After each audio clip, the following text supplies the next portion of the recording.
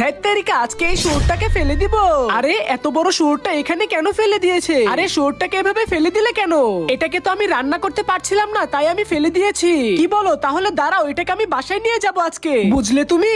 ছি, তোমার যা খুশি তুমি তাই করো। আরে তুমি যাও যাও, আমি রান্না করলে তুমি খেতে চলে আইসো, তাহলেই হবে। আজকে মজা করে রান্না করব।